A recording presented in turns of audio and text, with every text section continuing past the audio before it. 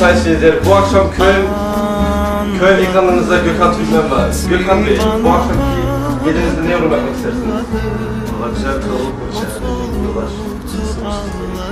Sahne çıkmak. Güzel bir gece olacak inşallah. Biz de burada çok sevindik köyünden. Tabii Gökhan Türkmen uzun yollar yaptı, bize burada sevindirmeye geldi. Ve tabii yanımızda Ebru Hanım var, Gökhan Türkmen'in çok büyük hayranı. Mikrofonu size bırakıyorum Ebru Hanım. Gökhan Türkmen'e ne demek istersiniz? Heyecanlı mısınız? Yani her sahne çıkmanın biraz heyecan var. Ben de çok heyecanlıyım. Siz de mi sahne çıkacaksınız? Yok. Evet, tabii gördüğünüz gibi Ebru Hanım da çok heyecanlı. Buradan Gökhan Bey'e ne demek istersiniz Ebru Hanım? En büyük hayranım benim. Ben.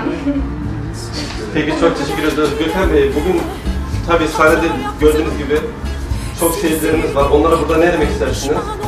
Beklesinler, güzel bir gece olacak inşallah. Beraber eğleneceğiz. Peki bu Almanya'ya gelişiniz ilk defa değil galiba. Köyde geldiniz mi önceden? Ben de ilk defa geldim. Almanya'dan. Evet, bir kere gezmeye geldim. Onun için konsere gittim.